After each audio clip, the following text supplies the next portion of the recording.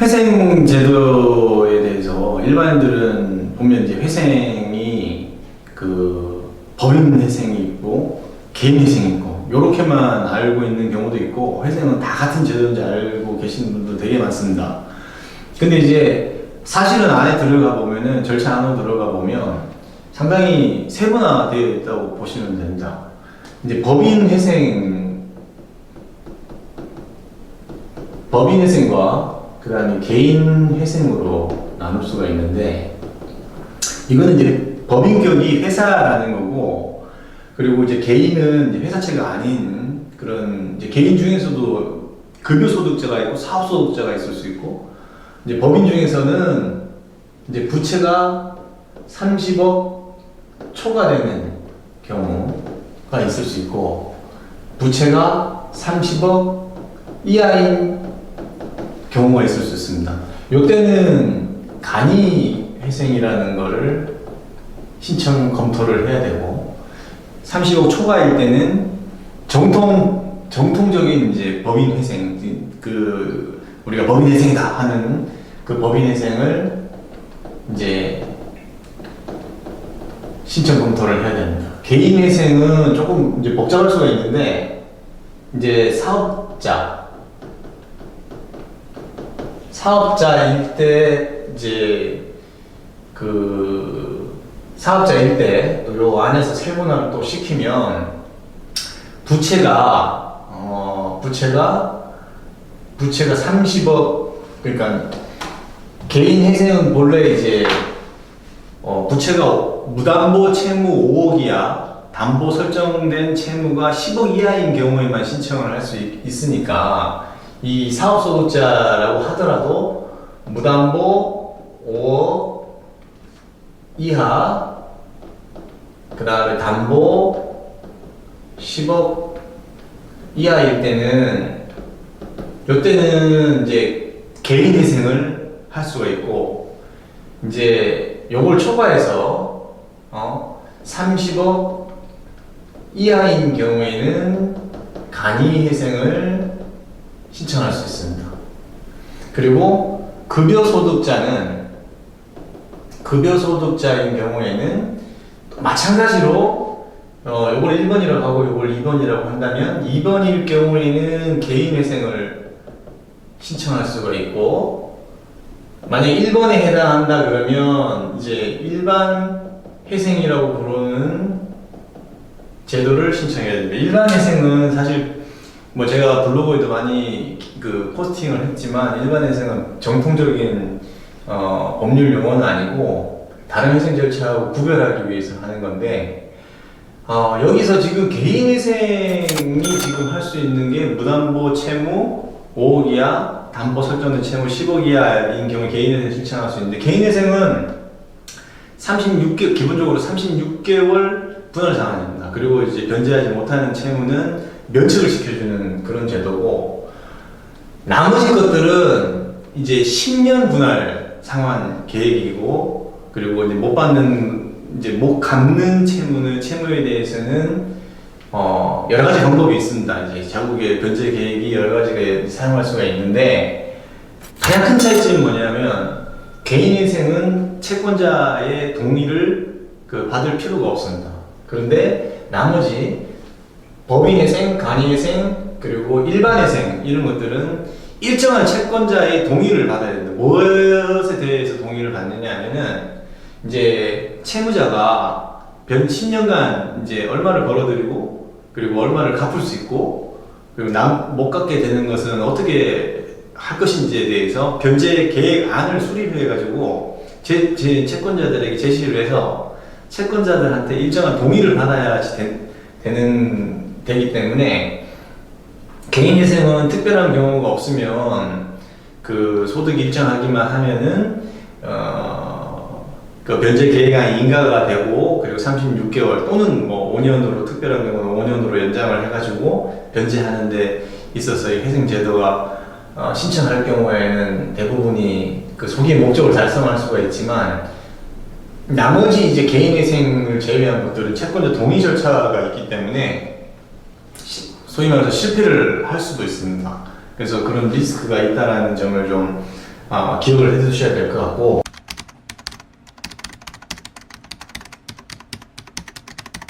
기본적으로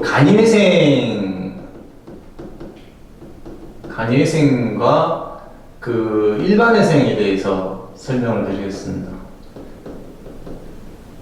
간이회생 절차하고 일반회생 절차는 대부분 비슷하게 절차가 진행되고, 그리고 법인 회생도 비슷한 절차인데, 법인 회생 아까 말씀드린 대로 부채가 30억을 초과하는 좀 사이즈가 있는 회사들이 신청을 하는 거기 때문에 그 안에서 이제 좀 디테일한 부분에 있어서 더 많이 해야 될 일들이 있습니다. 뭐 채권자 협의체가 구성되느냐 안 되느냐 뭐 여러 가지 차이점도 있고 이런데, 일단은 기본적인 절차는 간이회생, 일반회생, 법인회생이 큰 맥락에서는 비슷하게 진행됩니다.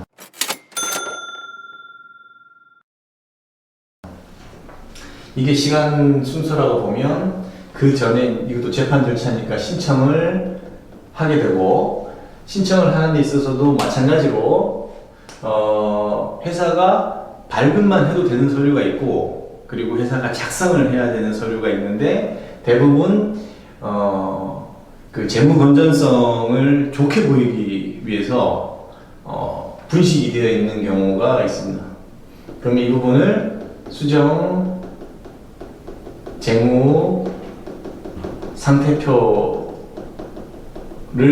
작성을 해야 되는데, 수정 재무 상태표는 기본적으로 회사가 그 세무 대리를 맡긴 회계사나 세무사를 통해서 수정을 보통 하거나, 또 뭐 기장료라든지 세무 조정료를 납부하지 못한 경우에는 이제 변호사하고 같이 그 자산과 부채 항목에 대해서 수정을 실질에 맞게 수정을 해야 됩니다. 그래야지만 회사의 그 기본적인 자산가치, 청산가치가 어떻게 되고, 그리고 영업이익은 언제부터 사실은 허위로 기재돼 가지고 영업손실이 나기 시작했는지, 이런 부분들이 제3자나 판사가 봤을 때 확인이 될 수 있습니다. 신청을 하고 나면은 그 다음 단계는 이제 개시 결정을 받는 건데,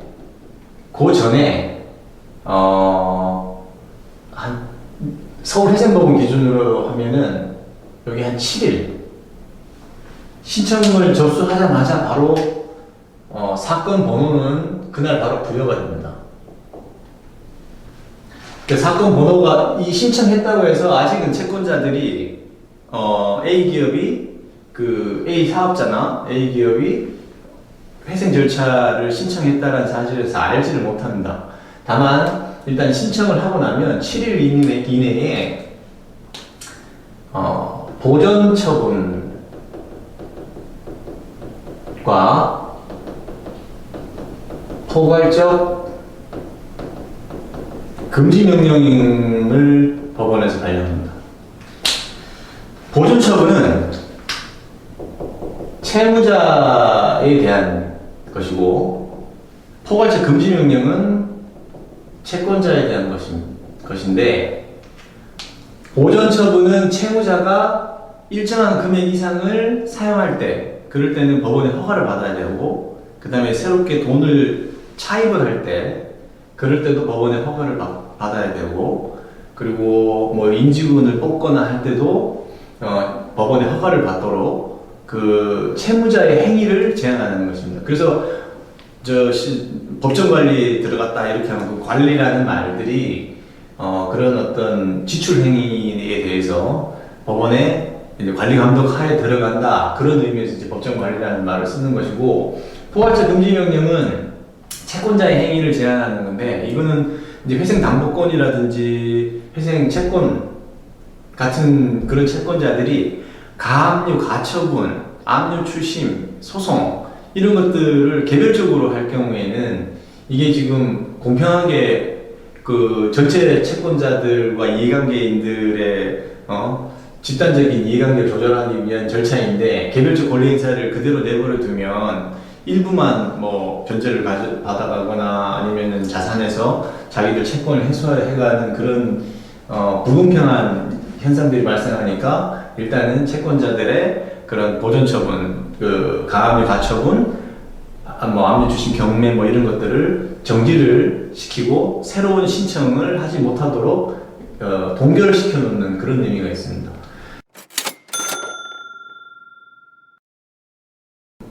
보존 처분 포괄적 금지 명령 이후에 이 개시 결정 요 사이에 현장 검증과 그리고 신문이 있습니다. 이제 보통 이제 공장에 가서 실제로 뭐 공장이 돌아가고 있는지 이런 것들을 이제 판사하고 실무관들이 이제 확인하는 작업이고, 현장 검증은 뭐 사안에 따라서는 생략될 수 있습니다. 그리고 신문은 이제 회생 신청한 이유라든지 어떤 방식으로 이제 회생 자구안을 마련하고 있느냐 이런 것들에 대해서 신문을 하는 것이고, 그 다음에 이제 이런 것들이 다 절차가 끝나면 이제 요 사이에 이제 예납금을 납부하게 되는데, 예납금은 지금 뭐 자산 총액을 기준으로 해서 그 일정하게 표가 예규에 의해서 이렇게 산정이 되어 있는데, 예납금은 제가 봤을 때는 법원마다 사건마다 많은 조금씩 차이가 있고 또 지방마다 차이가 있고 그렇습니다. 이 예납금은 일단 회사가 이제 차후에 이제 실사를 받아야 되는데, 그때 이제 그 조사위원이라고 하는 회계사의 고수라든지 그리고 절차에 필요한 돈들 그런 것들을 선납하는 개념이고, 법인회생의 경우에는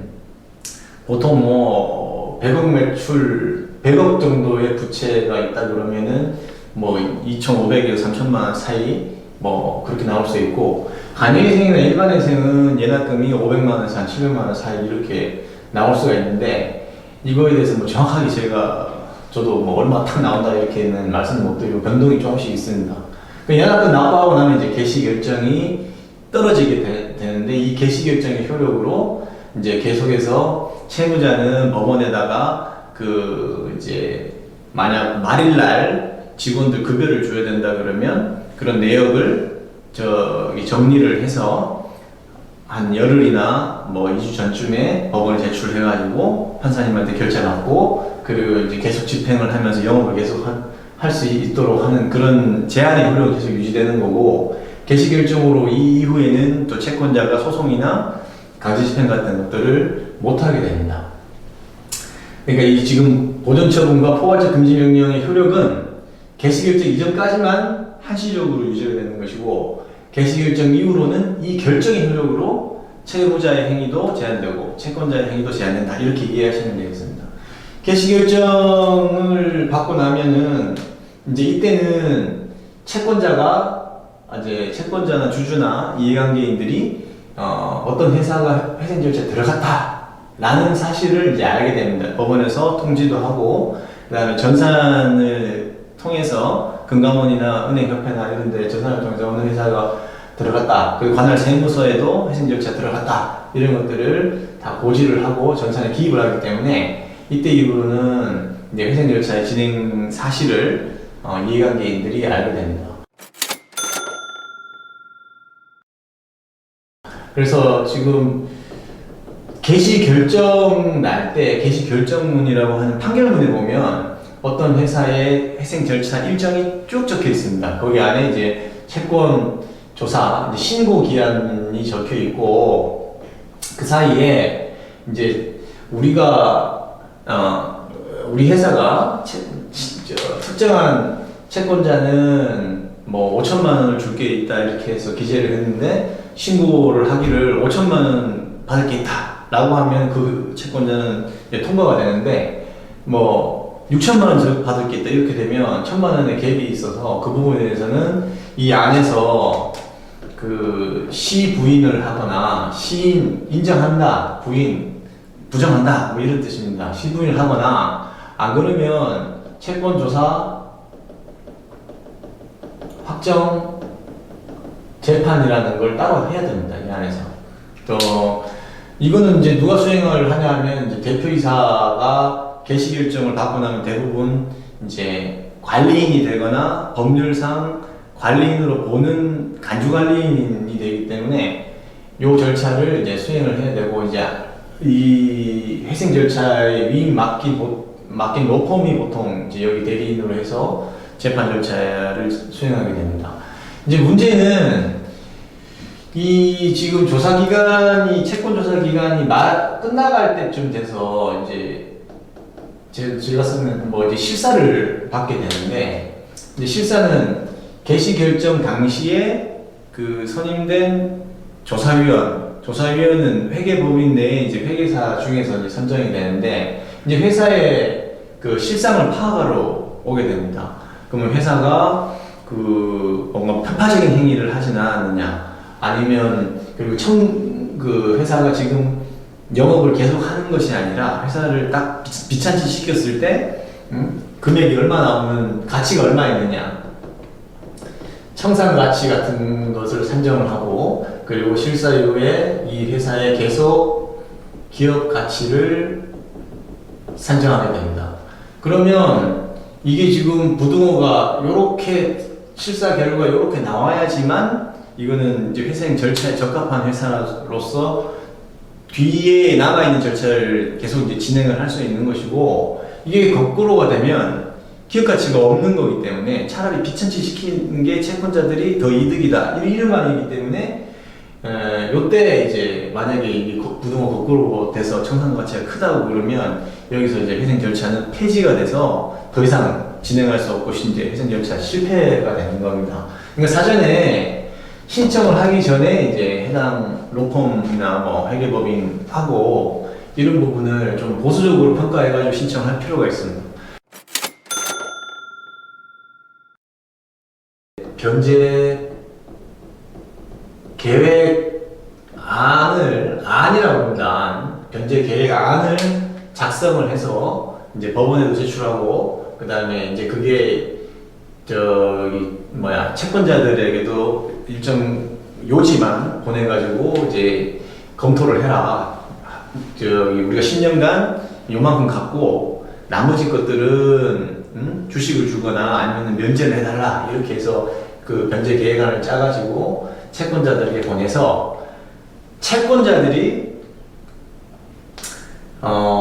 여기에 동의를 해야 되는데, 담보권에서는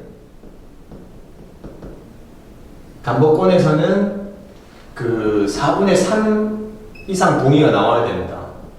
그러니까 예를 들어 담보권이 1억이다 그러면은 7,500만 원어치 이상은 동의가 되어야지 되고, 그 다음에 담보가 아닌 채권자들, 회생 채권자들이라고 그러는데, 여기서는 3분의 2 이상 동의를 받아야 됩니다. 그러니까 10년 동안 이렇게 해서 변제를 받고 나머지는 면제 내지 출자전을 하겠다라고 하는 그 변제 계획안에 대해서 이렇게 채권자들이 수락한다 라고 돼야 이 변제 계획안이 인가 결정을 받고 변제 계획이 되는 겁니다. 그런데 이걸 못 받으면 결국에는 또 여기서 이제 회생 절차가 폐지가 되는 것이 원칙이고 실패로 돌아갑니다.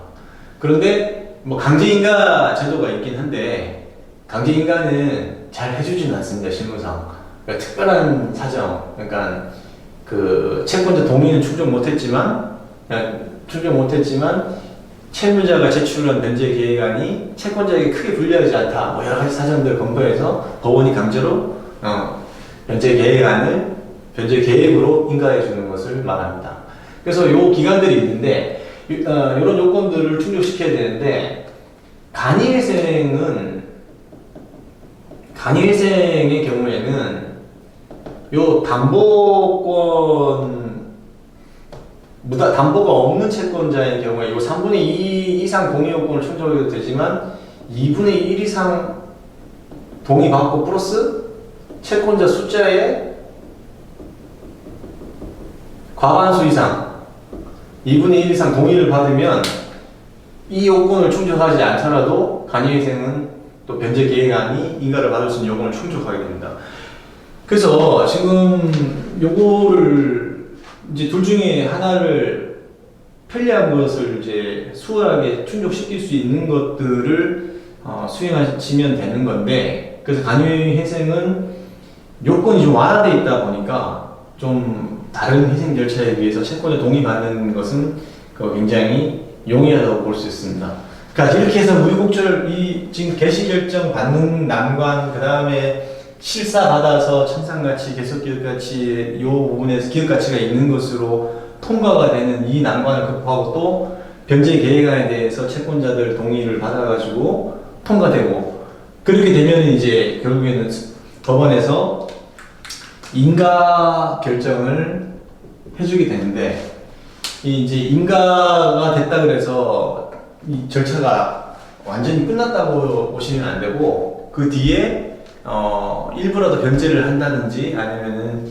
변제 계획대로 수행할 수 있다라는 어떤 자료를 통해 가지고 종결 신청을 하고 종결 결정을 받으면 드디어 이제 법원의 관리 감독에서 벗어나게 되고, 회사가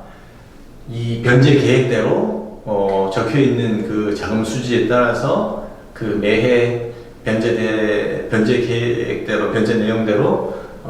변제를 해 나가면 되는 겁니다. 그래서 이렇게 해서 10년간 또는 뭐 그 사이에 영업을 하다가 경우의 수는 두 가지가 있을 수 있는데, 매출이 더 뛰어서 회사 사정이 더 좋아져가지고 조기에 다 10년이 아니라 조기에 변제할 수 있는 상황이 될 수도 있고, 그리고 뭐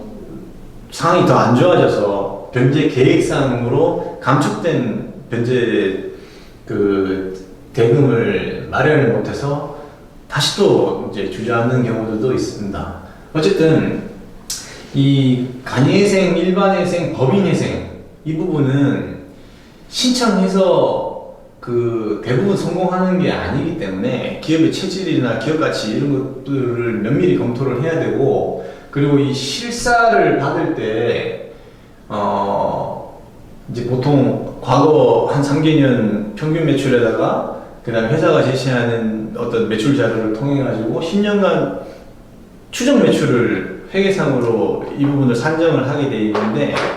이 부분을 받는 게 굉장히 중요하니까 신청하기 전에 사전에 회사의 어떤 구체적인 수주 계획이나 사업 계획 같은 부분들에 대해서 가급적이면 보수적으로 평가해서 그 부분이 실질적으로 현실화될 수 있는지에 대해서 판단을 하고, 또 그리고 비용도 상당히 많이 들어가니까